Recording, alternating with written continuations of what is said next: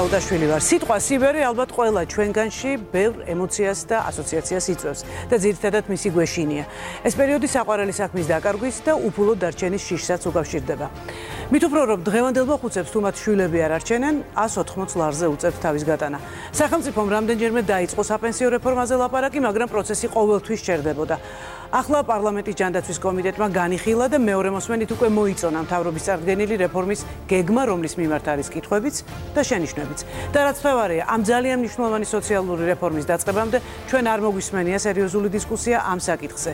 დღეს სხვადასხვა მოსაზრების მქონე სტუმრებთან ერთად შევეცდებით გავარკვიოთ, რამდენად უზრუნველყოფილი სიბერე გველოდება, თუ რეფორმა განხორციელდა და რა არის მთავრობის შემუშავებულ ხედვაში შესაცვლელი და დასახვეწი. სანამ სტუდიაში სტუმრებთან ერთად გავაგრძელებთ თემის განხილვას, ნახოთ გრაფიკული ვიდეო, რომელშიც კარგად ჩანს მთავრობის მიერ შემოთავაზებული საპენსიო რეფორმის სტრუქტურა. ვიდეო მომზადებულია კვლევითი პროექტის საქართველოს საპენსიო რეფორმის შეფასების ფარგლებში. ვიდეოს მხოლოდ ფრაგმენტს ვნახავთ, ხოლო შეფასებით ნაწილს კი დისკუსიის სახით შემოგთავაზებთ უკვე დარბაზში. მე აქვე მივესალმები ჩვენი სტუდიის სტუმრებს და ვნახოთ ვიდეო. მთავრობა გვთავაზობს საპენსიო რეფორმას, რომელიც ითვალისწინებს ინდივიდუალურ დაგროვებას თითოეული დასაქმებულისათვის. ამ სქემის მიხედვით, შენ ყოველთვიურად იხდი შენი ხელფასის 2%-ს, რასაც ემატება სახელმწიფოსა და დამსაქმების მიერ გაღებული 2%. ჯამში შენს ანგარიშზე ყოველთვიურად შენი ხელფასის 6% გროვდება. ეს თანხები ხელშეუხებელია 20-30 წლის განმავლობაში და მხოლოდ მას შემდეგ გაიცემა, როცა პირველი შემნახველი გავა პენსიაზე. გარკვეულ ეტაპზე ფონდში დაგროვებული თანხები სამართავად კერძო კომპანიებს გადაეცემა და ფინანსურ სექტორში ინვესტირდება. ამ ფონდიდან არ დაფინანსდება არც ერთი სხვა პენსიონერი. ეს შენი პირადი ფულია, რომელსაც დაემატება ინვესტირების შედეგად მიღებული მოგების გარკვეული საპროცენტო სარგებელი. სქემით სრულყოფილად სარგებლობა შეუძლიათ მხოლოდ დაქირავებით დაქირავებულებს. სისტემაში ჩართვა სავალდებულო იქნება 40 წლამდე მოქალაქეებისთვის. საზოგადოების დანარჩენ ნაწილს, უმუშევრებს, თვითდასაქმებულებს და არსებულ პენსიონერებს რეფორმა არ ეხება. მეორე 2017 წლის მონაცემებით საქართველოში დაქირავებით დასაქმებულია მხოლოდ 745,000 ადამიანი. აქედან 40 წლამდე მხოლოდ 310,000 მოქალაქეა. ეს რიცხვები შესაძლოა გაიზარდოს, თუმცა მთლიან მოსახლეობასთან თანაფარდობა საგანგაშოდ დაბალია. აი ეს იყო ის გრაფიკული მონაცემი, რომელიც ჩვენ უკვე შემოგთავაზეთ. ახლა პირველ რიგში ბატონ აკაკი ზოიძეს მივესალმებით და ძალიან დიდი მადლობა იმისთვის, რომ ჩაერთეთ ჩვენთან გადაცემაში. ჩვენ გვაქვს რამდენიმე შეკითხვა, რომ უფრო ნათელი გახდეს თუ რას მოიცავს ეს პროექტი და შემდეგ აუცილებლად იქნება დისკუსია ჩვენთან სტუდიაში. ბატონო აკაკი, რამდენი ადამიანი მიიღებს მონაწილეობას რეფორმაში? გამოდის, რომ მხოლოდ 310,000 ადამიანისთვის კეთდება ეს რეფორმა, რადგან სავალდებულო მხოლოდ 40 წლამდე ასაკის ადამიანებისთვის არის ამ პროექტში ჩართვა. მოგესალმებით, ხალბატონო ნინო, მიესალმებით ტელემაყურებელს.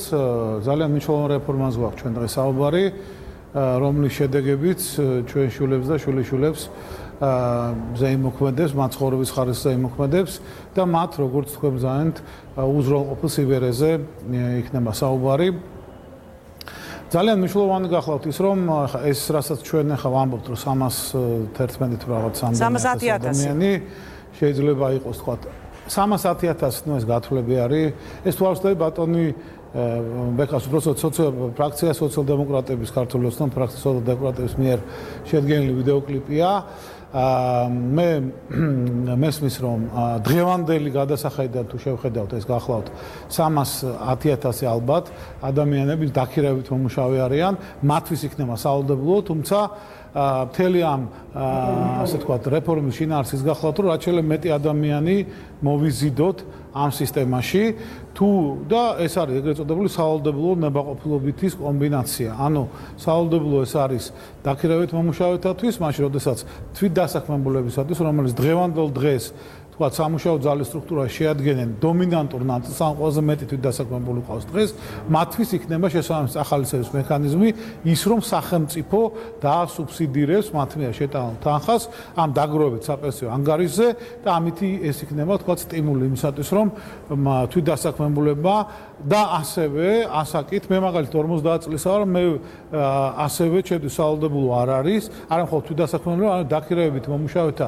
იმ ნაწილმა, რომლებიც არიან ასაკით მეტი სავალდებულო ზღვარზე, ანუ ვთქვათ 50 წლის, მაგალითად მე ვაპირებ, რომ მივიღო მონაწილეობა ამ სისტემაში, მიუხედავად იმისა, რომ ჩემთვის ეს სავალდებულო არ არის და შემდგომი ვთქვათ საპენსიო ასაკამდე მიკლია 15 წელიწადი და ამ 15 წლის განმავლობაში დავაგროვო ვთქვათ ის თანხა, რომელიც დაგროვდება ჩემი როგორც დასაქმებულის შენატანიდან, რომელსაც დაუმატებს თანხას დამსაქმებელი და მე რო ნაკლები ხელფასი მქონდა, როგორც პარლამენტის წევრს, ასევე დაუმატებდა შესაბამისად სახელმწიფო და ეს არის სწორედ ერთ-ერთი ძირითადი სტიმული იმისათვის არასავალდებულოს ბერკეტიც არსებობს, როგორც უზრუნველყოფი მინიმალური ასე ვთქვათ მონაწილეობის, მაგრამ ძირითადი არსი ამ სისტემის უნდა არის და მომავალში მით უმეტეს იქნება, როდესაც ამ სისტემის სიკეთეს დავინახავთ, იქნება სწორედ ის ახალისების მექანიზმი, რომელიც არის ჩადებული ამ რეფორმაში. კერძოდ ის, რომ სახელმწიფო თქვა სადაზღვევო შენატანისგან ანთავისუფლებს საგადასახადო ბაზას, ამიტომ ადამიანი მაგალითად თუ აი რო წარმოიდგინოთ ხალხონინო თქვა 1000 ლარი თუ აქვს ხელფასი რო ავიღოთ, ეს არის საშუალო ხელფასი დღეს ეკონომიკაში, 1100 ლარია, მაგრამ 1000 ლარი ავიღოთ არითმეტიკის სიმარტივისთვის, მე თუ დავდებ 20 ლარს, თქვა 1000 ლარს ხელფასს ქონე ადამიანი სახელმწიფო მაშინვე მიმატებს კიდევ 20 ლარს და ჩემი დასაქმებელი ასევე ვალდებულია დავიმატოს 20 ლარი და გამოვა რომ ჩემი დადებული 20 ლარით უცებ ჩემს ანგარიშზე აღმოჩნდება, რომელიც ჩემი საკუთარი ანგარიშია, აღმოჩნდება 60 ლარი. მეცაც გეტყვით. იმის გამო რომ საგადასახადო შეღავათი არის გათვალისწინებული, მე 20 ლარის დადება კი არ მიწევს საერთო შემოსავლიდან თუ გავითვალისწინებ, არამედ მიწევს 16 ლარის დადება. ანუ 4 ლარი ჩემი რომელიც გადასახადში უნდა გადამეხადა, რეალურად ამ შემთხვევაში დაიდება ანგარიში. ანუ მე ვდებ 16 ლარს, რომელიც მე ჯიბეში მრჩებოდა მანამდე, ჩემი დასაქმებელი ასევე დებს 16 ლარს, იმიტომ რომ 4 ლარს ასევე გადასახადში იხდიდა საშემოსავლოში და შესაბამისად სახელმწიფოს გამოზდის და დებს ნაცვლად 20 ლარისა, დებს 28 ლარს. ასე რომ აქ არის სტიმული იმისი, რომ მე 16 ლარის სანაცვლოდ მივიღო 60 ლარი ჩემს ანგარიშზე ყოველთვიურად დაგროვება და თუ 20 წლის განმავლობაში დავაგრო ისეთი თანხა, რომელიც მე საფაზისო პენსიასთან ერთად, რომელიც ასევე რჩება ძალაში, ანუ 180 ლარი რჩება ძალაში, რომ კონდეს ღირსეული სიბერე. ბატონო აკაკი, აი აუცილებლად მე დიდი მაქვს და შესაბამისის დის გაცილებით დიდი თანხა იქნება 10 წლის მერე და 15 წლის მერე. გასაგებია. უბრალოდ ერთი რამ მაგრამ ეს თანხა საკმარისი არ იქნება. ერთი რამ მაინტერესებს ბატონო. დაგროვით პენსიის გარეშე ეს თანხა საკმარისი არ იქნება. გასაგებია. ჩვენ ვამბობთ რომ სახელმწიფო დაგვიმატებს 28%. სახელმწიფო რასაც გვიმატებს, ისიც ხომ ჩვენ მიერ გადახდილი გადასახადებისგან არის. გასაგებია რომ ჩვენს მიერ გადახდილი გადასახადებიდან არის და სწორედ ეს არის სტიმული იმისათვის რომ ჩვენ ამ შემთხვევაში პირდაპირ კი არ ჩვენი გადასახადი წავიდეს და არ მოხმარდეს ამ შემთხვევაში როგორც დღეს ხმარდება ბაზისური პენსიის დაფინანსებას. ანუ რეალურად ჩვენ რო დღეს გადასახადს ვიხდით, ის ხმარდება წარსულში ვინც მუშაობდა მათ პენსიას, რომელიც დღეს სამწუხაროდ პენსიის როლს ნამდვილად ვერ ასრულებს, იმიტომ რომ 180 ლარი ეს არაფერი არ გახლავთ. ეს არის საშუალო ხელფასის 18% არ არის, ანუ ჩაანაცვლების კოეფიციენტი უნდა იყოს მინიმუმ 50-60%, რომ ჩვენ ვისაუბროთ ღირსეულ სიბერეზე, თქვენ რითაც დაიწყეთ, ასე თქვათ, გადაცემა, რომ ადამიანს არ ეშინოდეს პენსიაზე გასulis, რომ იმ მოემსახურება ის ბაზისური პენსია იმ საჭიროებებს, რომელიც ადამიანს აქვს და ეს თქვათ, ესე რომ გადმოვიანგარიშოთ, გამოვა დღევანდელი გაგებით 500-600 ლარი მაინც უნდა იყოს პენსია, იმისათვის რომ ჩვენ ვილაპარაკოთ პენსიის დანიშნულების სწორედ, ასე თქვათ, ასახვაზე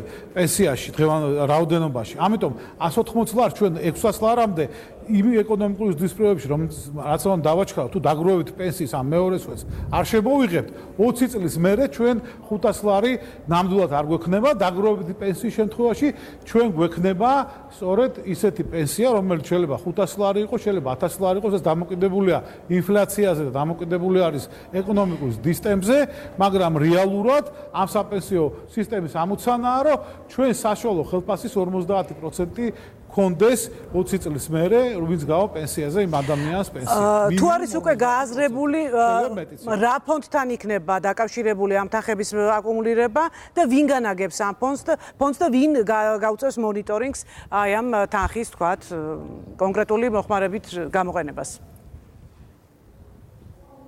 მოდით ესე რომ ვთქვათ რა, რაც ეხება იმ ნაწილს, რომ ვთქვათ, საპენსიო რეფორმა გვჭირდება თუ არ გვჭირდება, მე მგონი ამ კითხვები შეიძლება ჩვენ ოპონენტებს აქვთ, მაგრამ ალტერნატივას არავინ არ გვთავაზობს. მე არ გულისხმობ ჩვენივე ფრაქციის, ასე ვთქვათ, ქართული ოცნების ფრაქციის შემოთავაზებულ ვარიანტს, რომელიც არ მიმაჩნია მე ალტერნატივად, ის უბრალოდ არის დამატებითი მექანიზმი შემოთავაზებული თაობათა შორის სოლიდარობის, რომელიც ასევე პარლამენტის განხილვის თემა არის.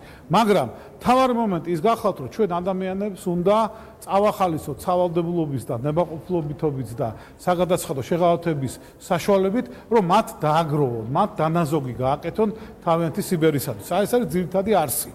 აი ხლა ეს დანაზოგი რამდენად უსაფრთხოდ იქნება, ეს არის ძირითადი კითხვა, რომელიც ჩვენ გვესმის საზოგადოების მხრიდანაც, ექსპერტების მხრიდანაც და ბევრი სხვა იმ სტეიკჰოლდერის, ანუ დაინტერესებული ჯგუფის მხრიდან, რომელიც ამ პროცესში მონაწილეობს და ეს ნამდვილად ლეგიტიმური კითხვაა და სწორედ ამიტომ და მთელი ეს დრო განხილვების პარლამენტში ამ კანონპროექტის დაიხარჯა ძირითადი ლომის წილი, მე ვიტყოდი სწორედ ამ ნაწილზე, რამდენად უსაფრთხო იქნება და რამდენად გარანტირებული იქნება მოქალაქე, რომ მისი ეს თანხები თუ არ შეიჭმება, რომელიც ანგარიზე იქნება ინფლაციის მიერ ან არაკეთილ ზისერ მოპყრობის შედეგად, ან სახელმწიფოს მიერ სხვა მიზნების გამოყენების შედეგად. კი, ასეთი შემთხვევები იყო. გაბევრდება და საფუძველი გახდება ღირსეული პენსიის. ეს ყველაფერი გაწერილია დღეს კანონში, ძალიან დეტალურად, ძალიან ბევრი უსაფრთხოების მექანიზმი არის ჩადებული. აი ზუსტად ეს მაინტერესებს, რა დააზღვევს სიტყვაზე კრიზისების დროს დაგროვებულ ფულს. აი მოდით კი ბატონო, იქ არის დაწოლილი კონკრეტული მექანიზმები, როდის ერთვება ეროვნული ბანკი მართლობაში, ამ როცა გარკვეული ზარალი ან რაღაცა დარღვევები იქნება აღმოჩენილი, ეროვნული ბანკი იქნება ზედამხედველი ამ სააგენტოსი. ის რომ ჩვენ საინტერესო საბჭოს ვქნით, რომელსაც უშუალო ზედამხედველობას გაუწევს პარლამენტი, დანიშნავს იქ საბჭოში საერთაშორისო კლასის ფინანსისტებს, საინვესტიციო საქმის სპეციალისტებს, დანიშნავს სწორედ პარლამენტი, შეარჩევს დანიშნავს პარლამენტი და გაუწევს ზედამხედველობას და დაამტკიცებს ყოველწლიურად საინვესტიციო გეგმას, სადაც უნდა ძალიან მკაფიოდ ასახული იყოს ის ხედვა თუ როგორ მოხდება ამ თანხების გაბევრება ჩვენი მოქალაქეებისათვის, როგორ იქნება დაცული ეს თანხები, რა ტიპის ფასიან ქაღალდებში თუ რა ტიპის აქტივებში განთავსდება ეს თანხები, რომლებიც იქნება თვითონ მოქალაქის ანგარიშზე კიდევ ერთხელ ხაზს აკუმულირებული, ანუ ეს კონკრეტული ადამიანის ანგარიშზე არ გროვდება საერთო ქვაფში, არამედ არის კონკრეტული ადამიანის ანგარიშზე და კონკრეტულ ადამიანს შეუძლია ყოველწლიურად მიიღოს გადაწყვეტილება ეს თანხები ნაკლებ რისკიან, საშუალო რისკიან თუ უფრო მაღალ რისკიან პორტფელიში მოათავსოს, რომელიც შესაბამისად პირდება უფრო ნაკლებ, საშუალო თუ უფრო მეტ, ასე თქვათ,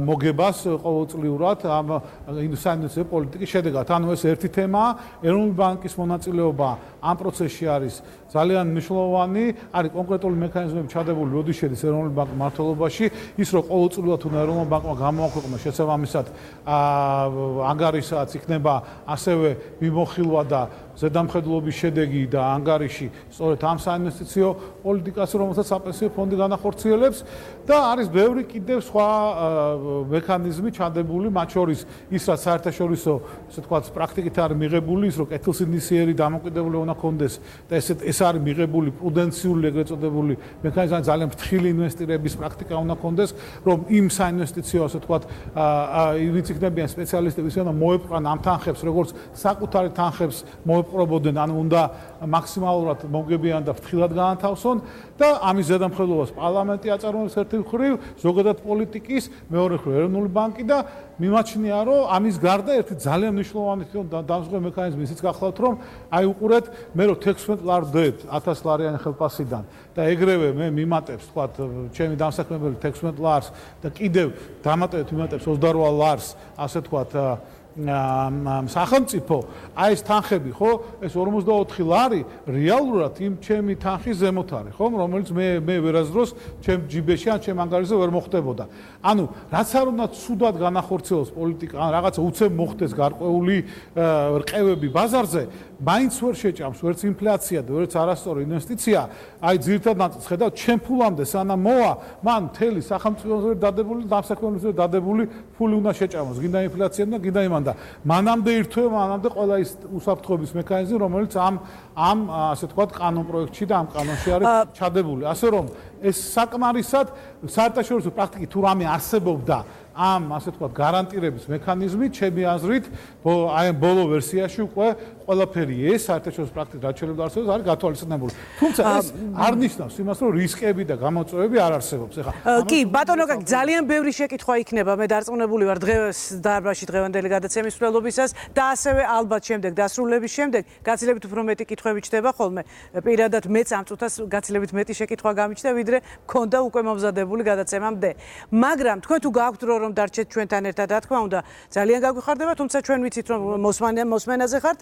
მაშინ გადავალთ ახლა დისკუსიის რეჟიმში და როცა თქვენ შეძლებთ რომ პასუხი გასცეთ, ჩვენ მზად ვიქნებით რომ ჩაგდოთ და შეგეძლებათ რომ პირდაპირ დისკუსიაში ჩაერთოთ ჩვენთან ერთად. ძალიან დიდი მადლობა ჩართვისთვის, თორნიკე.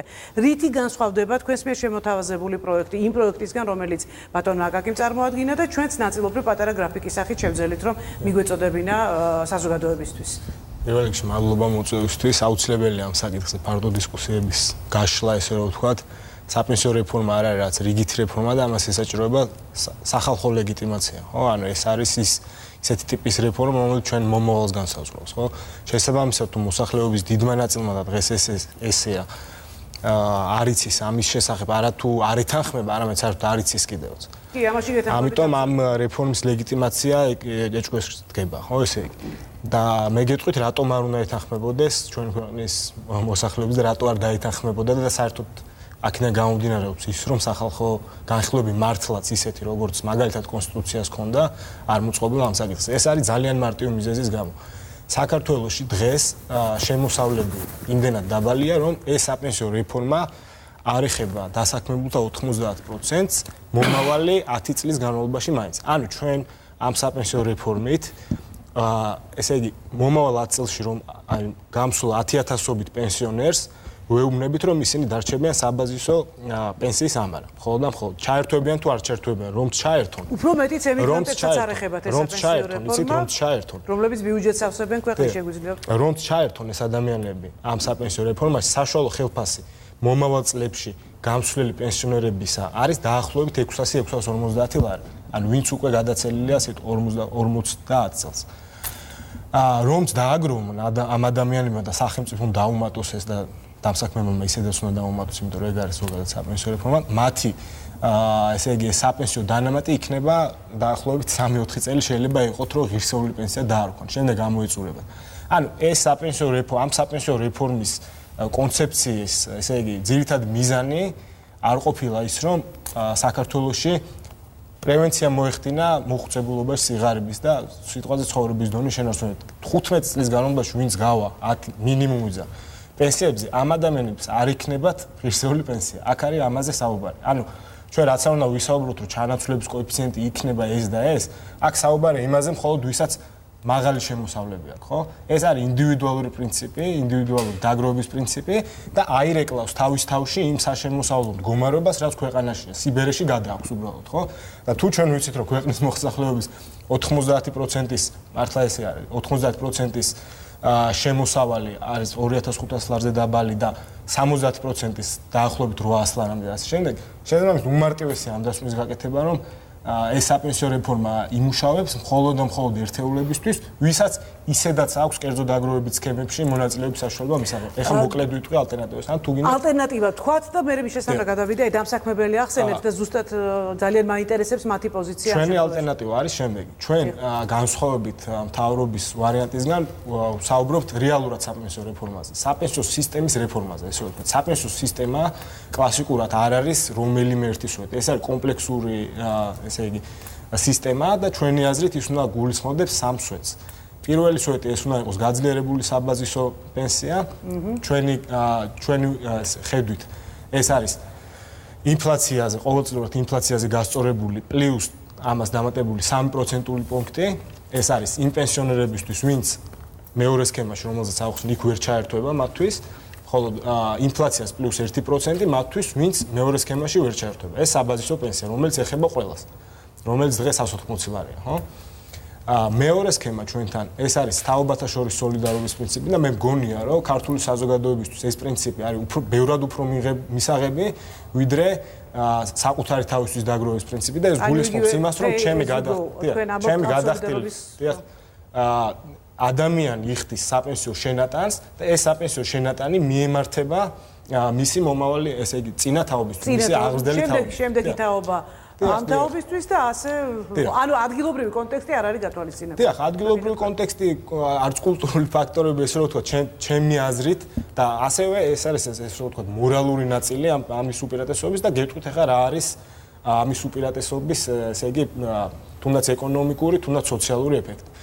ჩვენ 4%-ს მივმართავთ ამ მეორე სვეტში, თაობათა შორის სოლიდარობის სვეტში და 2%-ს მივმართავთ უკვე კერძო დაგროვებით. 2%-ს კერძო დაგროვებაში, როგორც ეს მთავრობასთან არის, აი ამ სვეტში, მესამე სვეტში მინიმუმ 2%-ს. რა თქმა უნდა, ვისაც მაღალი შემოსავალი აქვს, ის გადაწყვეტს, რომ 2%-ს მეტი შეიტანოს, იყოს 5 თუ რამდენიც უნდა, ხო? მთავარი აქ არის ის, რომ ჩვენ რეფორმაში, ჩვენ ხედვაში ესე იგი საფუძველი ამ საპენსიო სისტემის არის მეორე სვეტი, თაობათა შორის სოლიდარობის სვეტი და არა კერძო დაგროვებაზე ორიენტირებული სვეტი. და უპირატესობა არის ის, რომ ჩვენს სვეტში ჩართვა შეუძლიათ იმ სავალდებულო ესე იგი ყველასთვის და ის ადამიანებიც კი, რომლებიც მომავალ წელს ერთი წელი მაინც იქნებიან ჩართულები ამ სისტემაში და სიტყვაზე 2020 წელს გავლენ პენსიაზე, ისინი უკვე აიღებენ მნიშვნელოვნად გაზრდილ პენსიას განსხვავებით იმისგან, რასაც მთავრობასთან აიღებდნენ. მაგალითად, რო ავიღოთ რეალური საშუალო ხელფასი ან მედიანური საშუალო ხელფასი, აი გეტყვით მაგალითად 800 ლარიანი ადამიანი, რომელიც 200, ესე იგი 2020 წელს გავა პენსიაზე, ჩვენთან აიღებს 74 ლარს დამატებით საბაზისო გაზრდილ საბაზისო პენსიასთან, მთავრობასთან ის აიღებს თუ ერთი წელი დააგროვა დაახლოებით 4 ლარს. 4 ლარი, რომელიც ამოეწურება, ეს არის ერთი წელი თუ დააგროვა. მაგალითად 5 წელი თუ ამ 800 ლარიანმა ადამიანმა დააგროვა, ის აიღებს 5 წელში, მაგალითად 2024-ში ვინც გავა და ჩაერთო აქაც და მთავრობასთანაც. ის აიღებს დამატებით 98 ლარს ჩვენ შემთხვევაში პლუს საბაზისო დამატებული ვარიანტი, მთავრობასთან ის აიღებს 53 ლარს. და ეს გრძელდება ასევე 10 წელში, რო შევადარო და იცით რა არის, უბრალოდ ეს ჩვენ ვსაუბრობთ აქ ძირითადად მაინც მომავალ პენსიონერებზე, ხო? და როდესაც მთავრობა მუშაობს საპენსიო რეფორმაზე, ბატონმა აკაკიმ თქვა, რომ ეს არ არის ალტერნატივაო. რა თქმა უნდა, არ არის ალტერნატივა, მაგრამ ალტერნატივა ჩვენი კონტექსტიდან გამომდინარე, იმიტომ რომ ვინც ეს მესამე სვეტის პენსია დანერგა ქვეყნებში, ეს არის 90-იან წლებიდან ესე იგი ახალი ტიპის საპენსიო რეფორმა ყველა ანუ თქვენ თვითონ რომ ეს როდესმე უნდა დაიწყოს არა როდესმე კი უნდა დაიწყოს სოფლიოში ყველა ძლიერი სახელმწიფო თუ მზარდი სახელმწიფო ეყრდნობა თაობათა შორის სოლიდარობის პრინციპს და მხოლოდ მერე რაც ისინი მიაღწევენ ეკონომიკური განვითარების იმ დონეს როდესაც დემოგრაფიულად საჭირო ხდება კერძო დაგროვებაზე და შემოსავლები არის მაღალი სხვადასხვა სოციალურ ფენებში, ხო? მხოლოდ ამის შემდეგ არის კერძო დაგროვება რეკომენდირებული. ამიტომ ჩვენ უნდა გავიაროთ ჯერ ის გზა, ჩვენ უნდა დავიწყოთ ის გზა, რაც არის კლასიკურად ყველა ქვეყანაში და ისტორიულად, ჩვენ უნდა დავნერგოთ ძლიერი თაობათა შორის სოლიდარობის პენსია, იმიტომ რომ ეს არის მორალურად მიღებული, სოციალურად გამართლებული და ეკონომიკურად დაცულობის გარანტი. მადლობა. ხოლო ამის შემდეგ მეორე სვეტი, მესამე სვეტი. აი დამსაქმებლებზე ილაპარაკა ახლა სწორედ თორნიკემ და დამსაქმებლებზე არის თქვათ კონკრეტული 2% განსაზღვრული. როგორ ხდება თქვენი ასოციაციის წევრები, როგორ შეხვდნენ თქვათ აი საშუალო და მცირე ბიზნესის ასოციაციას ხელმძღვანელობთ. მათი თვალთახედვიდან როგორია ეს რეფორმა, რას გულისხმობს და რა სიზნელებს და სირთულეებს შექმნის თქვათ თქვენთვის? კი ბატონო, უმეტესწილად სკეპტიკური დამოკიდებულება იქნება გამომდინარე, ჩვენ როგორც არ უნდა შევფუთოთ ამას, გადასახად დავარქვეთ, მოსაკრებას დავარქვეთ, რას დავარქვეთ, რეალურად ბიზნეს გადასახადი ესდება ამ ნაწილში, ანუ 20% უჯდებოდა, ეხა დაუჯდება 22, მაგრამ აქ 22-იც არა, შეიძლება მეტი, ანუ 4%, 2%, რომელიც სახელმწიფო ამატებს, ისიც გადასახადის განმხდელია და სახელმწიფო თუ მოიკლებს და ჩადებს იმ ფონდში, ესე იგი რაღაცას უნდა მოაკლოს, ხო? ანუ დამატებითი ღირებულებას არ ქმნის სახელმწიფო, დამატებულ ღირებულებას ქმნის ბიზნესი. იქნება კიდე რიგი შემთხვევები, როდესაც დასაქმებული იტყვის, რომ მე 1000 ლარს ვიღებდი გუშინ დღესაც მინდა ავიღო 1000 ლარი. რეალობა ეს იქნება, აქინა გამომდინარე ის 2%-იც რეალურად დააწვევა დამსაქმებას, რაც დამსაქმებელთვის დიდი ტვირთია საქართველოში. ანუ ჩვენ ინვესტორებს როცა ველაპარაკებით, ანუ ინვესტორები ყველა წარმოგვიდგენ რაღაც დიდი ბიზნესი, ანუ ჩვეულებრივი ბიზნესმენი, რომელმაც შემოვიდა 100,000 დოლარი ჩადო საქართველოში, ისიც ინვესტორია, ანუ მისთვის საქართველოს მიზიდველი არის მხოლოდ ორი ფაქტორის გამო, გადასახადები და იაფი ხელი, რეალობა ესეთია და, ნუ რა თქმა უნდა, კრიმინოგენური სიტუაცია და ეს ყველაფერი გამჭვირვალე როგორც სისტემა ეს არის და ჩვენ თუ იგივე რეგულაციებს და იგივე სირთულეებს დავახვედრებთ მათ აქ, რასაც გამოექცა თავის ქვეყანაში, ის უბრალოდ ფიზიკურად არ ჩამოვა, რატო? იმიტომ რომ ჩვენ სხვა რისკები ძალიან მაღალი გვაქვს. ოკუპირებული ტერიტორიები ჩვენი თვალი მიეჩვია, მაგრამ ამას ინვესტორის თვალი ძალიან ჭარი ისეს თვალს. ამიტომ დარწმუნება რომ ჩამოდით და აი კიდე გადასახადებს გაგვიზდიან და მე შეიძლება აღმოჩნდეს, იმიტომ არის გათვლები რომ ეს შეიძლება საკმარისი არ იყოს და შეიძლება 20 წელიწადში დადგეს საუბარი რომ მოდი 3 იყოს, მე შეიძლება მოდი 4 იყოს. ანუ ამ დღევანდელ რეალობაში 30 წლის მერე რა იქნება ფინანსურ სექტორში, როდესაც კრიპტოვალუტებია და როდესაც ანუ შეიძლება შეტორტმანდეს ეს ბაზარი მთლიანად, ანუ ჩვენ ლარს რა დაემართება დაგროვებულს 30 წელიწადში არავინ არ იცის, კაციშვილი არ იქნება ჩემი აზრით დედამისაზე, ამაზე გარანტია მოგცეს რომ რა ელოდება. ჩემი აზრით არ იქნება შედეგიანი ეს პროექტი, აქ გათვლებიც არის მოყვანილი.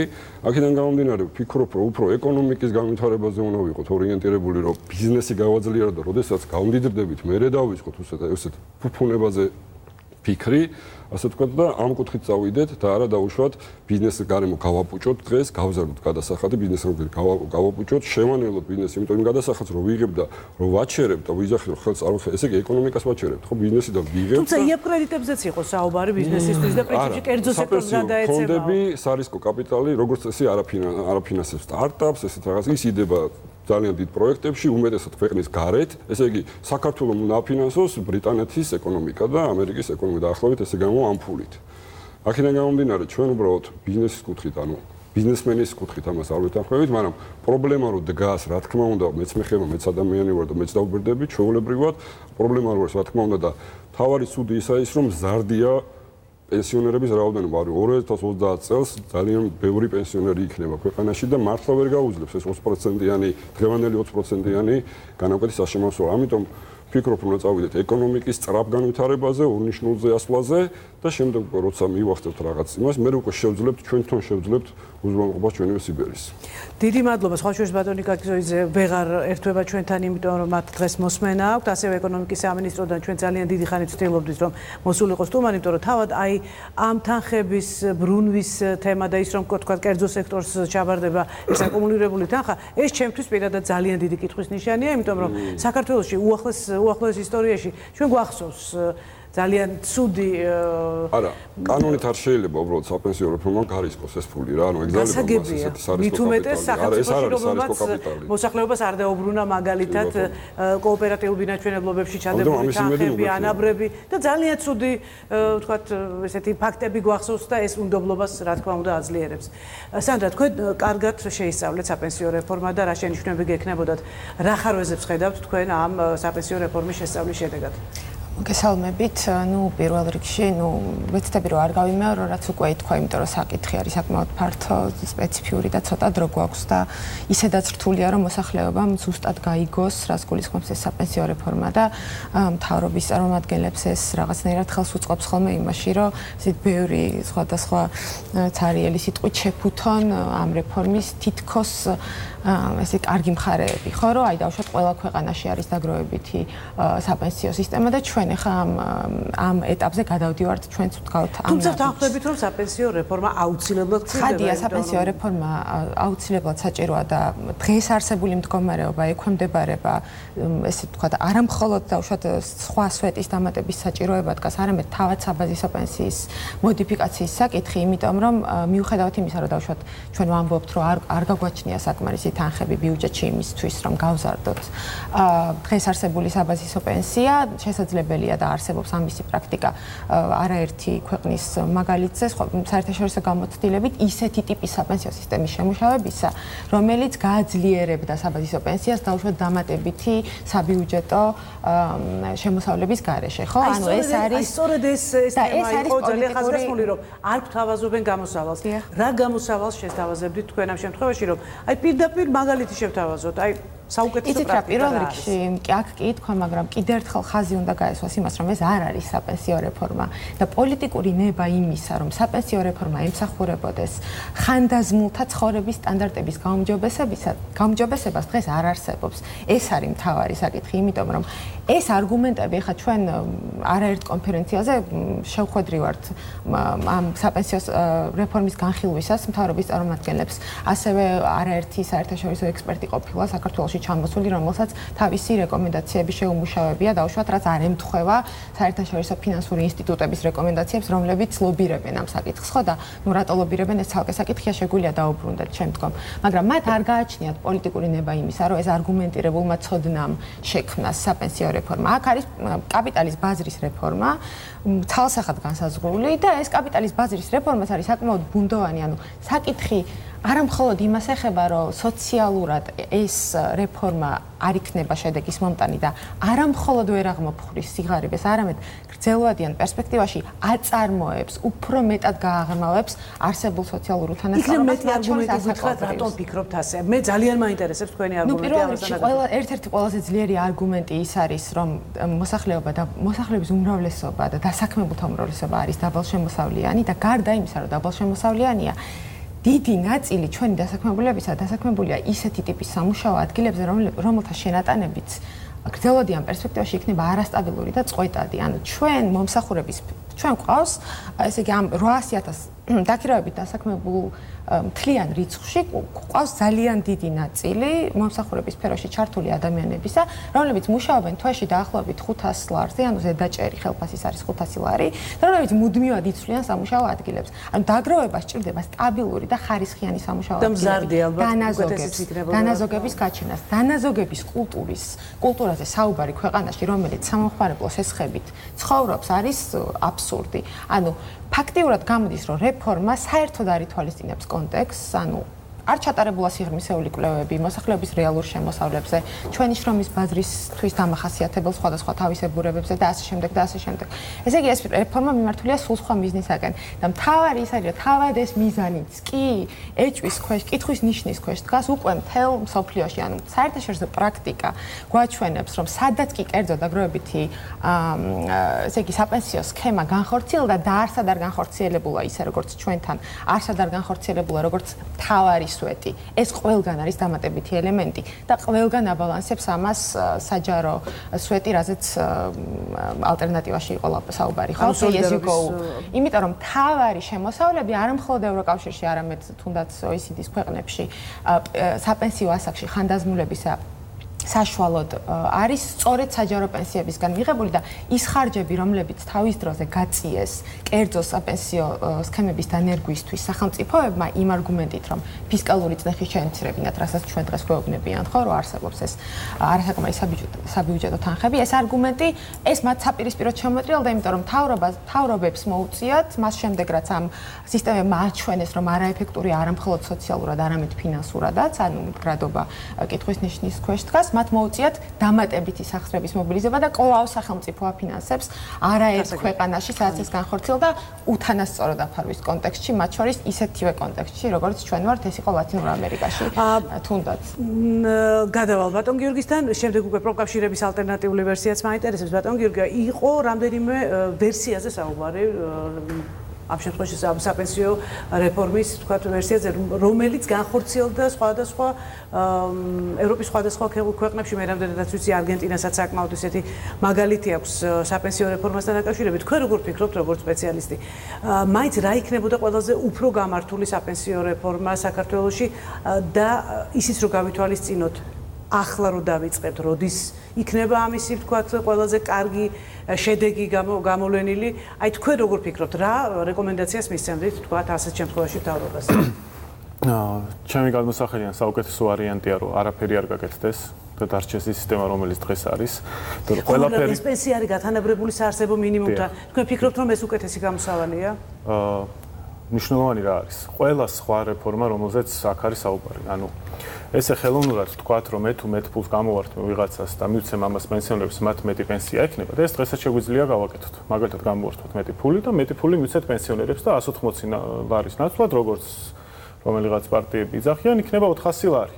ანუ თავი პრობლემა ჩვენი რა არის და ამაზე მე მგონი თანხმდებით, რომ ქვეყანა არის ღარიბი. ჩვენ გვინდა, რომ ღარიბ ქვეყანაში ადამიანებმა შეძლონ მნიშვნელოვანი პენსია მიიღონ. ეს ფიზიკურად არის შეუძლებელი. ამ სისტემით, იმ სისტემით, რომელი სისტემითაც არ უნდა ავიღოთ, სანამ ქვეყანაში არ გაიზრდება შემოსავლები, სანამ ადამიანები არ გამდიდრდებიან, წარმოუდგენელია, რომ პენსია იყოს ღირსეული. ხო? მაგრამ აი გამდიდრება როგორ წარმოგიდგენიათ ეს უფრო წარმოუდგენლად მეორე საუკეთესო ვარიანტი ჩემი გადმოსახედიდან არის არსებული წარმოდგენილი სისტემა ოღონდ ნებაყოფლობითობის სრული უფლების მიცემით. ანუ ყველა ადამიანმა თავად გადაწყვიტოს და როგორც ბატონი აკაკი გვიმტკიცებდა ჩვენ თუ რამდენად მომხიბვლელია ის რომ ჩემო 1.6% თუ 2% 6% გახდება და როგორ მე ამას რაღაც ყველა გავაკეთებთ და ყველა დავზოგავთ აბარა ეს ძალიან მაგარი იდეაა. კი ბატონო, იყოს ნებაყოფლობითი, ეს არის მეორე ალტერნატივა. ყველა სხვა ალტერნატივა დაკავშირებულია ძალიან მნიშვნელოვან რისკებთან. ერთი რამოდენიმე ალტერნატივა მე არ ვიცნობ უბრალოდ დეტალურად, ამიტომ სიღრმისეულად ანალიზით ეხლა გაშღერებული ალტერნატივების გამიჭირდება, თუმცა ჩვენ ქვეყანაში ჯერჯერობით გვაქვს შეზღუდვები გადასახადების ზრდაზე. ჯერჯერობით ესეა. შესაბამისად, ნებისმიერი დამატებითი წნეხი, იქნება ეს ბიზნესზე თუ ჩემზე, კანონით არის აკრძალული. ანუ არ შეიძლება მე მივიდე ბატონ მიხეილთან და უთხრა რომ შენ დამატებით 2% ვიღაცას უნდა გადაუხადო და არ შეიძლება თქვენ მოხვიდეთ მე და მითხრათ რომ ბატონ აკაკის 2% უნდა გადაუხადო, იმიტომ რომ ის ჩემზე სავარაუდოდ უფროსია და რაღაც შემდეგი თაობა დავაფინანსო. ეს დღეისობით რამდენადაც მე ხვდები კანონით არის აკრძალული.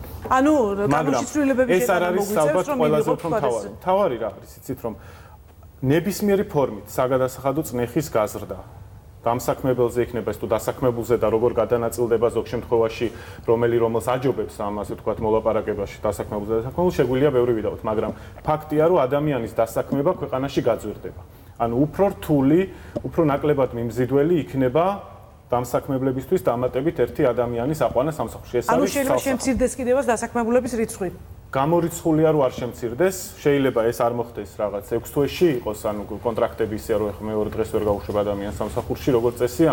ასე მაგრამ თუ რაღაცა ტრენდი ექნებოდა დასაქმებას, მოკლევადიან პერიოდში ეს ტრენდი იქნება უფრო ნაკლები, ანუ უფრო ნაკლები ადამიანი დასაქმება. ამის გარდა ყველა ამ სისტემაში ერთი რამ აქვს საერთო, რომ ჩვენ ფულს ვაბარებთ სახელმწიფოს და ვეუბნებით მას, რომ მოგხედე, როდესაც ვიქნები დაბერებული. კი, ერთ შემთხვევაში ეს დაგროვებით ჩემ ანგარიშზეა, მეორე შემთხვევაში ამაზე, მაგრამ იგივე პოლონეთი, იგივე უნგრეთი გამოცდილებები გვაჩვენებს, რომ სახელმწიფო, თქვენ სწორედ კითხეთ, ფინანსური კრიზისის დროს რა ხდება, ბოროტად იყენებს ამ თანხებს და აფინანსებს ისეთ ხარჯებს სახელმწიფოს მიერ გაწეულს, რომელიც არ არის დაკავშირებული პირდაპირ საპენსიო ფონდის იმასთან. რაღაც საკითხებში აუცილებლად მინდა დავეთანხმო ჩემს წინ ხომ გამოსვლელებს. პირველი ეს უთანასწორობას არათუ შეამცირებს ჩემის აზრით გაზრდის, იმიტომ რომ 3.7 მილიონი ადამიანი ქვეყანაში, აქედან დაახლოებით 3 მილიონი 16 წლის ზევით, ასე შემდეგ ამ ადამიანებმა თავისი გადახდილი გადასახადებით უნდა დავაფინანსოთ ის ადამიანები, რომლებიც პირველ ნაწილთან შედარებით უკეთესად არიან, რადგან ისინი არიან დასაქმებულები და გარკვეული შემოსავალი აქვთ.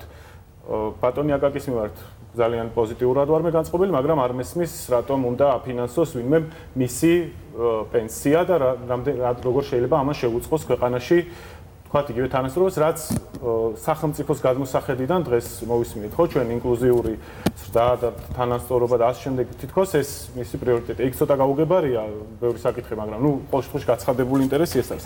მეორე ჩვენ გვესმის ძალიან ბოლო პერიოდის განმავლობაში პირდაპირ დარტყმები მსხვილ ბიზნესებზე, განსაკუთრებით ბანკებზე და ვამბობთ, რომ ეხლა მცირე და საშუალო ბიზნესს უნდა დავეხმაროთ, უნდა ეს გავაკეთოთ.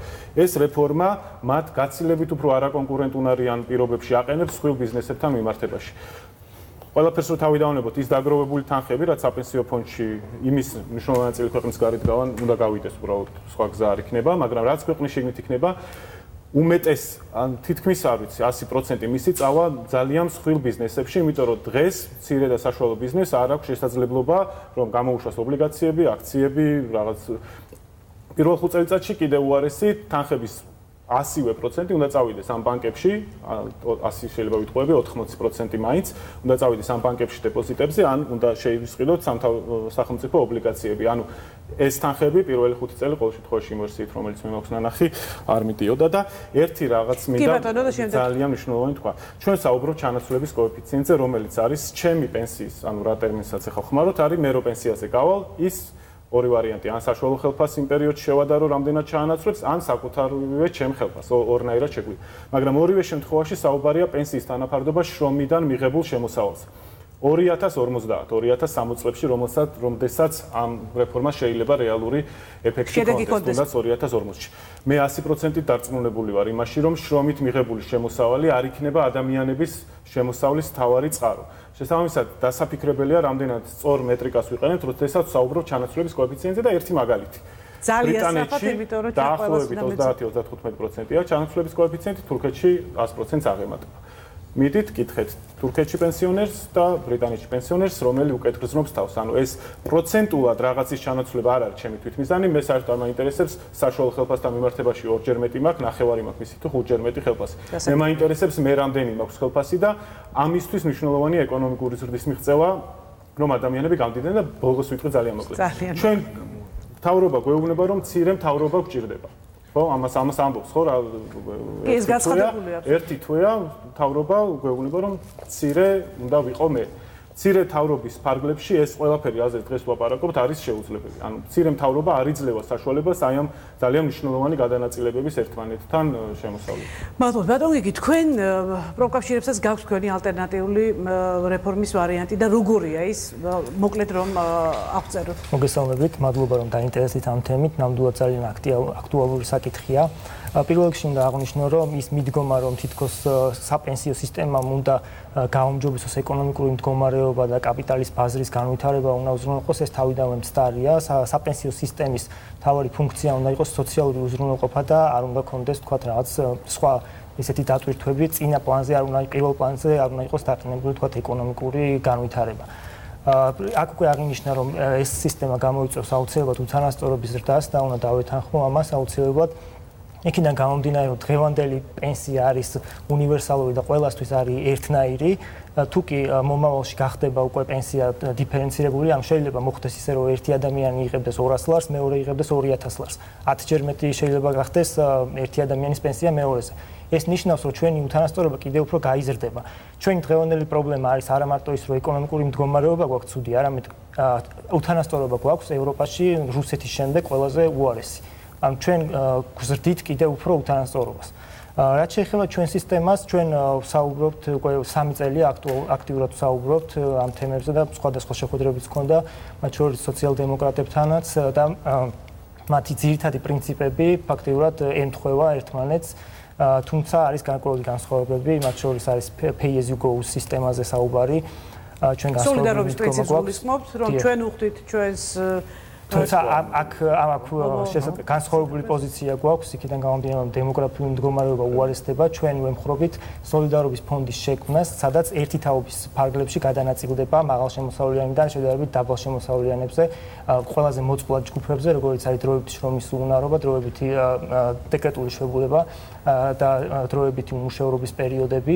ასევე ძალიან მნიშვნელოვანი პირველი სვეტი, რომელიც არ უნდა დაგვაუწყოს იქიდან გამომდინარე, რომ დღეს პენსიაზე არსებული ყოფი 750,000 მოქალაქისთვის ამ რეფორმით არაფერი შეიცვლება, ისინი დამოკიდებული იქნებიან ისევ პირველ სვეტზე საბაზისო პენსიაზე, ასევე ძალიან ბევრი თვითდასაქმებული, რომელიც არ ჩაერთვება და დაქირავებით დასაქმებულებიც, რომელიც 310,000-ზე ზევით არიან, შესაძლოა მათ უარი განაცხადონ ჩართვაზე. ამ ადამიანებისთვის მნიშვნელოვანია საბაზისო პენსია და ჩვენ ვითხოვთ საბაზისო პენსიის ინდექსაციას ხელფასის ზრდის ტემპის მიხედვით, რაც უზრუნველყოფს ჩანაცვლების კოეფიციენტის შენარჩუნებას არსებულ ნიშნულზე. ამის განხილვა მიმდინარეობს როგორც მთავრობაში, ისე პარლამენტში და იმედი გვაქვს, რომ ის სიტყვიერი განაცხადები, რომელსაც აკეთებენ ხოლმე, აისახება უკვე კანონმდებლობაში. ძალიან კარგი იქნება თუ ეს დისკუსიები გადმოვა ასევე მედიაში აქტიურად, იმიტომ რომ ადამიანებმა უნდა იცოდნენ, რასთან აქვს საქმე და ისინი უნდა ერკვეოდნენ, რაში არიან თუ არ არიან თანახმა, თქვათ, ჩადონ ფული. შოთა, თქვენი კომენტარი გვაინტერესებს ამ თემაზე, მერაბ აუცილებლად თქვენი კომენტარი და რეკომენდაციები ძირითადად თქვენ როგორ ხედავთ საპენსიო რეფორმას? ძალიან მნიშვნელოვანი აქცენტები იყო ახლა გაჟღერებული და ცხადია, უმეტეს მათგანს გავიზიარებ. უბრალოდ ორ მნიშვნელოვან საკითხზე გავამახვილებ ყურადღებას. პირველ რიგში ჩვენ ალბათ თანხმდებით ყველანი იმაზე, რომ ამ რეფორმის განხორციელება არის აუცილებელი და ეს აუცილებლობა განპირობებულია ორი ფუნდამენტალურად მნიშვნელოვანი გარემოებით. პირველი ეს არის ჩანაცვლების კოეფიციენტი, რაზეც იყო აქ მსჯელობა და შეიძლება ვიდაოთ ამ საკითხზე, თუმცა რეალურად თუ არსებული საპენსიო სოციალური საპენსიო მოდელი შენარჩუნდება, ჩვენ ვერ გავაუმჯობესებთ ამ მაჩვენებელს, არადარი ვთქვათ პენსიონერის ვთქვათ უკეთესი ცხოვრების მისაღებად ამ მაჩვენებლის გაზრდა სასურველი არის ყოველ შემთხვევაში და მეორე ეს არის ფისკალური წნეხი ბიუჯეტზე, იმიტომ რომ დემოგრაფიული სტრუქტურის ვთქვათ მოსალოდნელი ცვლილებებიდან გამომდინარე უკვე 2060 წლისათვის მოსალოდნელია რომ ასაკით პენსიონერთა დანახარჯები ბიუჯეტის ხარჯებთან მიმართებაში 33% მიაღწევს, რაც ცხადია არ არის სასურველი სცენარი და დღის წესრიგში დადგება სხვადასხვა გადასახადების გაზრდის საკითხი და ცხადია ეს არავის არ სურს და არანაკლებ მნიშვნელოვანი გარემოება, რაზეც უფრო ყველაზე ნაკლები მსჯელობა მიმდინარეობს ხოლმე მათ შორის ესეთი დისკუსიის ფორმატში ეს არის საპენსიო აქტივების დაბანდება და საინვესტიციო საკითხები, იმიტომ რომ რეალურად ეს არის ყველაზე მნიშვნელოვანი საკითხი. მე ვერ გავიზიარებ თქვენი პატივისცემის მიუხედავად, ვერ გავიზიარებ იმ მოსაზრებას, რომ ამ რეფორმას არ შეუძლია დადებითი როლი ითამაშოს ეკონომიკის გამოსაცხლებაში, იმიტომ რომ აქ არის მილიარდობით ლარზე საუბარი, რომელიც უნდა ესე ვთქვათ ამოიქაჩოს ეკონომიკის რეალური სექტორიდან, აი აგიხსნე ახლა, ესე იგი, ეკონომიკის რეალური სექტორიდან პირველი 5 წლის განმავლობაში სავალდებულოდ კანონის მიხედვით უნდა ამოუწრიტოთ მილიონობით ლარი, ასეულობით მილიონობით ლარი და შემდგომში ეს უკვე იქნება მილიარდობით ლარი და გადავქაჩოთ ესე იგი საზღვარგარეთის განვითარებულ საფონდო ბირჟებზე. ხო შეიძლება ვიდაოთ ეს არის კარგი თუ ცუდი, მაგრამ მე პირადად ვფიქრობ, ეს არის ძალიან ცუდი. რატომ? ჩვენ არ გვაქვს საქართველოში კაპიტალის ბაზარი, გვაქვს, მაგრამ ხელისუფლების დანაშაული მე ვფიქრობ ის არის, რომ კაპიტალის ბაზრის განვითარების სტრატეგია, რომელიც მომზადდა, სტრატეგიაშიც კი არ არის სერიოზული მიდგომები ხელისუფლების ადგილობრივი კაპიტალის ბაზრის განვითარების, იმიტომ რომ დღეს თუ არის მაგალითად კლიანტში და პროდუქტთან მიმართებაში 0.3% საფონდო ბაზრის კაპიტალიზაცია 2025 წლისათვის იგეგმება 4%-ამდე ამ აჩვენებლის მიღწევა, მაშინ როცა 2007 წელს უკვე იყო 14%. ანუ ხო ხვდებით, ანუ არასწორი, არასერიოზული დამოკიდებულება არის ხელისუფლების მიმართ. არა და მე შემიძლია დანამდვილებით გითხრათ, რომ ამ რეფორმის განხორციელება არის პირდაპირ დაკავშირებული კაპიტალის ბაზრის განვითარებასთან. წარმოგიდგენია თქვენ აი ამ თანხების ნახევარი მაინც რომ დარჩეს ქვეყნის შიგნით და რაღაცა საქართველოში მოქმედი წარმატებული კომპანიების აქციების შესყიდვა განხორციელდეს, რაც იქნება დამატებითი სტიმული სხვა კომპანიებისთვისაც, რომ ემისია განახორციელონ. ხო, ანუ კანონის მიხედვით რომ დარეგულირდეს აი ესეთი მნიშვნელოვანი საკითხები, ხო? ხომ წარმოგიდგენთ კანონში რაღაც კონკრეტული ცვლილებები დაჭირდება, ხომ წარმოგიდგენთ რამდენად პოზიტიური ცვლილებების დასაწყისი შეიძლება იყოს ეს ჩვენი ეკონომიკისათვის, თუ აი ამ ხელა მოცულობის თანხები რაღაცა ნაწილი მაინც დარჩება ჩვენს ქვეყანაში და ადგილობრივი, ასე ვთქვათ, ეკონომიკური პროცესების გამოსაცხლებას მოხმარდება, ხო? აი ეს ყველაფერი არ არის გააზრებული კარგად კანონის მიხედვით მათ შორის, მაგრამ მეორე მხრივ უნდა აღვნიშნოთ, რომ ფონდის მენეჯერი იძულებული არის, რომ ასე ვთქვათ, ურისკო ფასიან ქაღალდებში დააბანდოს. საქართველოში ქვეყნაში არ გვაქვს კორპორაციულ ფასიან ქაღალდებზე საუბარი ზედმეტიანი, ერთ-ერთი არის მხოლოდ სახელმწიფოს ფასიანი ქაღალდი, სახელმწიფო ობლიგაცია, რომელიც ვერ ჩაითვლება კაპიტალის ბაზრის განვითარება, ხოლო სახელმწიფო ობლიგაციების განვითარება. ანუ ეს არის ძალიან დიდი კომპლექსური საკითხი, რომელთან მიმართებაში ხელისუფლების მიდგომა არის არასწორი და მოითხოვს ძალიან მნიშვნელოვანი ცვლილებების განხორციელებას. რის გამოც მე მივიჩნევ, რომ ჩვენი ეკონომიკა მიმდინარე ეტაპზე არ არის ესეთი ისტორიული მნიშვნელობის რეფორმის განსახორციელებლად ჯერ მზად. მერაბ, თქვენი მოსაზრება ამასთან დაკავშირებით არის თუ არა მზად მაინც სახელმწიფოებისთვის, რომ თქვათ მიიღოს ასეთი საკმაოდ მნიშვნელოვანი რეფორმა და რამდენად შეიძლება რომ ეს ყველაფერი დაგვიბრუნდეს ჩვენ საზოგადოებას პირიქით ძალიან ცუდი შედეგით. ანუ რა არის თუ იმაზე ვისაუბრებთ, რომ თქვათ როდის უფრო უკეთესი იქნება ესეთი რეფორმის განხორციელება, უფრო განვითარებული და უფრო ასე ვთქვათ, მაღალი შემოსავლის მქონე ქვეყანა რო იყოს, რა თქმა უნდა, უფრო კარგი იქნებოდა. მაგრამ მე მიმაჩნია, რომ რეფორმა უნდა დაიწყოს, ახლა უნდა დაიწყოს, იმიტომ რომ 10 წელიწადში ისეთი პერიოდი დადგება, როდესაც თუ ახლა გვიწევს თქვათ ბიზნესზე სადღაც 2-3%-ით, ხო? საგადასახადო ტვირთის და 10 წელიწადში შეიძლება უფრო მეტით მოგვიწიოს ამ ტვირთის გაზდა, იმიტომ რომ ბიუჯეტი უბრალოდ ვეღარ შეძლებს იმ პენსიონერების შენახვას და მომსახურებას, რაც თქვათ იქნება, იმიტომ რომ მოსახლეობა ბერდება. ანუ ასეთი პროგნოზი უკვე არსებობს. კი, არის ესეთი პროგნოზი, არის მოხდება ასე. სამწუხარო რა არის ისიც, რომ ხელისუფლებამ საზოგადოებას კარგად არ აუხსნა ეს, რომ თუ არ გავახორციელებთ საპენსიო რეფორმას, ხო, შეიძლება დაუდგეთ იმ, თქვათ, რისკის რეალობის წინაშე, როდესაც თქვათ, იზრდება პენსიონერების რაოდენობა, შესაბამისად, უფრო ნაკლები ადამიანის უნდა შეინახოს ეს პენსიონერები და მოგეხსენებათ, დღევანდელი პენსიაც ძალიან დაბალია და ვერ დავარქვათ მას საერთოდ პენსიას. სოციალური დახმარება, წარმოიდგინეთ, თუ გაიზარდა პენსიონერების რაოდენობა, რო გაიზრდება, უფრო გაუჭირდება ბიუჯეტს ამათი შენახვა, ხო? თუმცა იყო გაჟღერებული ესეთი საინტერესო მოსაზრება, ჩემთვის საინტერესო, რომ იქნებ ჯერ ეკონომიკური ზრდისთვის მიგვეღწია, ანუ ხო რა არის იცით და მერე დაგვეწყო ეს რეფორმა რომ ნაკლებად კრიტიკული იყოს.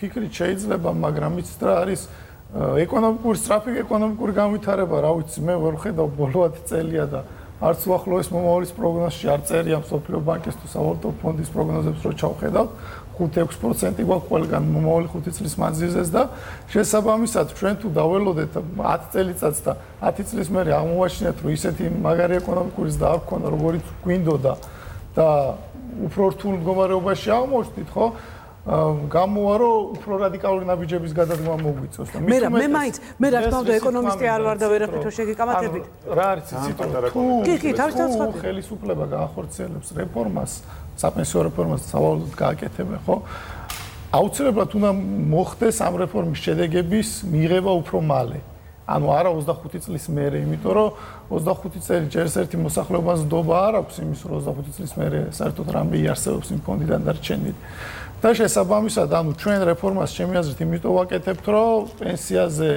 უკვე მყოფი ხალხის ან უახლოეს მომავალში ვინც გავა იმ ადამიანებს უკეთესი ცხოვრების დონე შეუქმნათ ხო შესაბამისად ამ ადამიანებმა უნდა მიიღონ უფრო მეტი ვთქვათ ფინანსური რესურსი რაც მე შესაბამისად ისევ ეკონომიკაში წამოვა ის ფინანსური რესურსი კი არ დაიკარგება კაცო გაზრდიან მოთხოვნა სხვადასხვა პროდუქტებს მინდა თქვა ჩვენ ხაც გაჟღერდა ფისკალური რისკი რომ აღარ გვექნება იმის ფული რომ გადავიხადოთ პენსიები ამაზე არის ჩატარებული კვლევა და ეგ რისკი საქართველოს შემთხვევაში უახლოეს 2030 წლამდე რომელსაც თქვენ იყენებთ არ დგას რომ წიდგეს ეს რისკი დღეს თავრობა რას გვეუბნება და ნაწილობრივ ამ ნაწილში მე მგონი თავხდებიან რომ ისიც დავტოვოთო ის პენსიაც გავზარდოთო როგორც იმის გარდა კიდე დასაქმებულებს 2% უმატოთო და 2.8% არისო სინამდვილეში იქ ზოგი სახელმწიფო სექტორში ანუ იმის ზევით კიდე თანხები უნდა გასწიოს სახელმწიფო საპენსიო ფონდისთვის და თურმე ეხლა აღარ არის ფისკალური ანუ ფისკალური რისკი თუ არის მხოლოდ საბაზისო პენსიის გაცემისა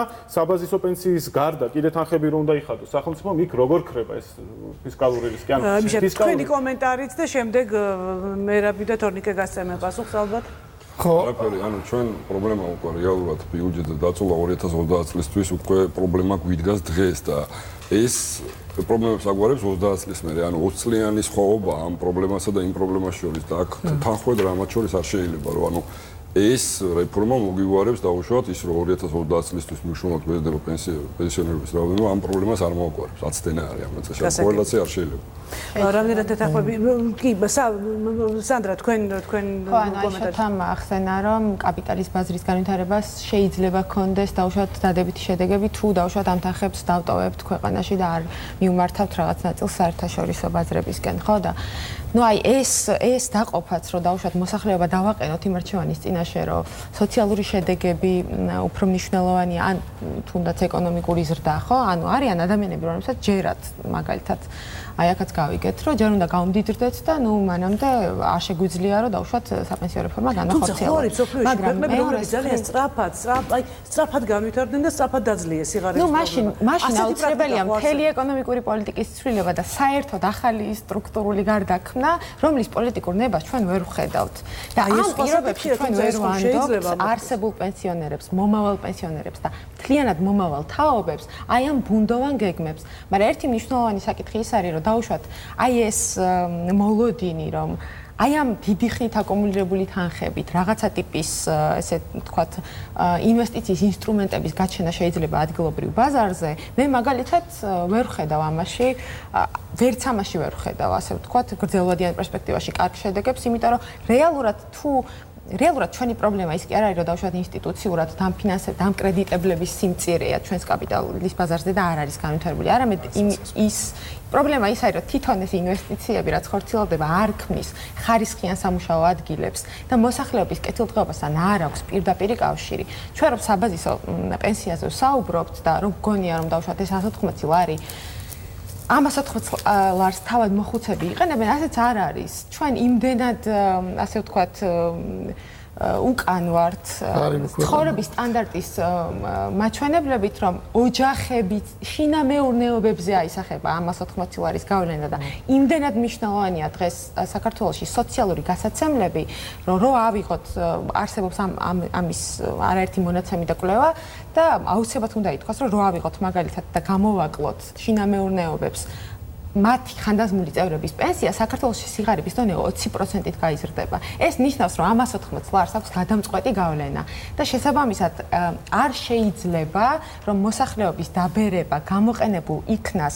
არსებული სოციალური დაცვის სისტემების გაუქმების ან დისკრედიტაციისათვის და მით უმეტეს ისეთი მიზნისათვის, რომელიც სულ სხვა მიზანს ემსახურება და არა საპენსიო რეფორმას. ეს არის მთავარი და ფიქრობ, რომ აი ამისი მუდმივი გამეორება აუცილებელია, რომ არ გადავიტანოთ რაღაცა საუბარი იქით, რომ აი დამსაქმებელს უძვირდება და რა თქმა უნდა უძვირდება, მაგრამ ყველა ქვეყანაში ეს აპრობირებული პრაქტიკაა, ეს ცივილიზაცია შეთანხმებულია ამაზე და დამსაქმებლის შენატანები რო გადავხედოთ, არ ვიცი, თუნდაც ევროკავშირის და თუნდაც OECD-ის ქვეყნების პრაქტიკას ორჯერ მეტია საშუალოდ დასაქმებული შენატანებზე.